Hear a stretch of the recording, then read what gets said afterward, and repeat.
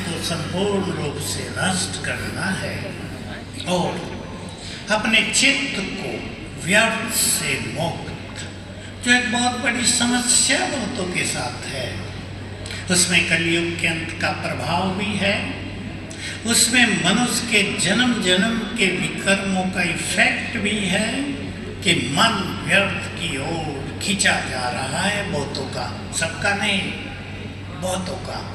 हमें उससे एकाग्र करना है, क्योंकि एकाग्रता से ही आज या रोज प्रभु मिलन का सुख मिलता है, मिलेगा।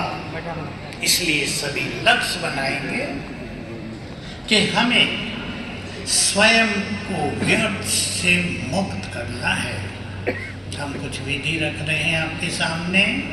अभी ट्रैफिक कंट्रोल का गीत बजेगा और हम संकल्प करेंगे, अपने स्वरूप को विजुअलाइज करेंगे, देखेंगे यहाँ केवल बिंदी आत्मा नहीं, बहुत तेजस्वी आत्मा, परमात्म तेज से भरपूर आत्मा, संसार को लाइट माइट देने वाली मैं आत्मा। चलें स्थित हो जाएं।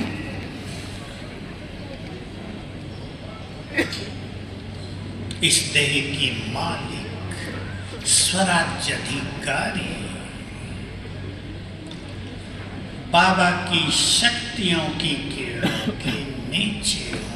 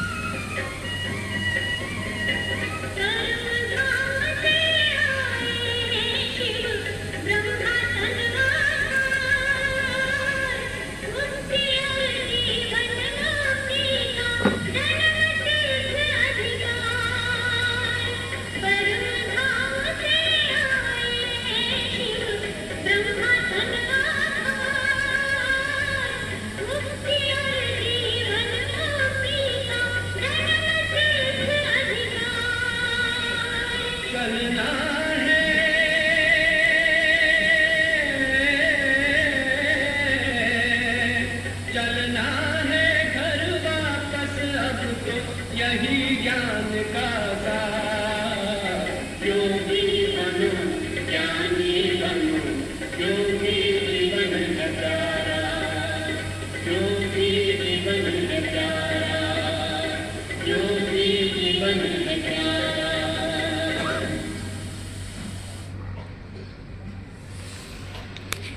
आज संकल्प करें, मुझे संगम युग के इस अनमोल समय को व्यर्थ में नहीं बिताना है।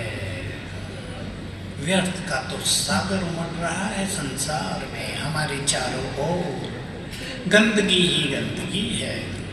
पहली चीज ये पावरफुल संकल्प कर लें सभी। दूसरी बात मैं ब्रीफ में ले रहा हूँ, आप सभी इस पे वर्क करेंगे। सभी संकल्प करें, मुझे संगम युग पर परमात्म सुख लेना है।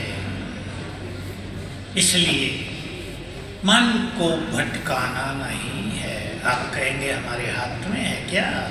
हमारे हाथ में ही है। हमें विधि मिली है मन को कैसे शांत करें। केवल शांत नहीं, शक्तिशाली, सुंदर विचारों से भरपूर, आनंद के अनुभवों से ओतप्रोत, डीप साइलेंस में जब मन जाता है तो बुद्धि की शक्ति बहुत बढ़ जाती है। हमें अपनी बुद्धि को डिवाइन बुद्धि बनाना है, ईश्वरीय बुद्धि बनाना है। तो चेक करेंगे मन को भटकाने वाली चीजें कहाँ कहाँ हैं, बातें कहाँ कहाँ हैं। आप सब एक बात से भली भांति परिचित हैं, मोबाइल बहुतों के मन को भटका रहा है। आप स्वयं जानते हैं, संयमित करेंगे अपने को। ये मोबाइल आदि तो 25 साल 20 साल पहले आया है और कुछ ही साल बाद नहीं रहेगा। इसके अधीन हमें नहीं होना है, नहीं तो हम वो नहीं पा सकेंगे जो हमें इस समय पाना चाहिए। आप सब जानते हैं ये समय दोबारा नहीं आएगा। ये प्रभु मिलन के सुनहरे दिन भाग्यवान आत्माओं को ही प्राप्त हुए हैं। समा में अपने अंदर मैं बहुत पुण्य आत्मा हूँ, मैं बहुत भाग्यवान हूँ।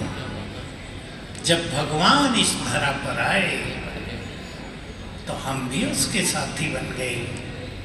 हमने उसे पहचान लिया। सोचा करते होंगे आप भी, मैं भी सोचता था बचपन में जब कुछ भी पता नहीं था कि श्री कृष्ण जब थे, श्री राम जब थे, हम भी थे या नहीं? हम भी होते तो कितना अच्छा होता। अब हम जानते हैं हम उनके साथ हैं, सुंदर पार्ट प्ले कर रहे हैं, उसके साथ का परम सुख ले रहे हैं। चेक करेंगे कोई बात परिवार की हमें परेशान तो नहीं करती, उसे संकल्प बहुत चलते हैं। कोई परिवारों में उठी हुई बात, कोई घटना दुर्घटना, कोई इवेंट हमें चिंताओं की अग्नि में तो नहीं जलाते, उससे भी बहुत व्यर्थ चलते हैं। कोई मनोविकार, कोई सांसारिक इच्छा, कोई ऐसी घटना दुर्घटना जो हो गई है, उसकी ओर मन बार बार खींचकर तो नहीं जाता, उसे ठीक करना है। ये सब अपने हाथ में है। क्या क्या विधि अपनाएंगे? देखो बाबा की मुरली में शायद हमने हजारों बार सुना है, 3 बिंदी लगाओ, श्रेष्ठ भाग्य बनाओ। अब लोग सोचते हैं आत्मा बिंदी, परमात्मा बिंदी, ड्रामा बिंदी, ये नहीं। आत्मिक स्वरूप के अभ्यास से मन के संकल्पों को बिंदु लग जाएगा। परमात्मा याद से, उसके रूहानी नशे से बहुत सारे संकल्पों को बिंदु लग जाएगा। बहुत अच्छी बात हम रोज रोज सुनते आए हैं और सभी को उसको प्रैक्टिस में, अनुभव में लाना है। मन के सारे बोझ मुझे देकर तुम डबल लाइट हो जाओ, बेफिक्र बादशाह बन जाओ। ये अनुभवों का विषय है। ये बात कहीं ऐसी जगह लिख लो जो रोज याद करो, और मन पर जो भी बोझिल करने वाली बातें आती हैं वो बाबा को अर्पित करके क्या अनुभव होते हैं, उसमें निश्चय और निश्चिंतता बहुत चाहिए, जो मुरलियों में आ रहा है। आज भी था, कल भी था। निश्चय और निश्चिंतता, बाबा में संपूर्ण विश्वास। बहुत सुंदर अनुभव होंगे कैसे बाबा बड़ी बातों को छोटा कर देता है। एक बहुत गहरी बात सुन लें आप। 50 साल पहले हमने सुनी थी मुरली में, लेकिन दोबारा कभी नहीं सुनी।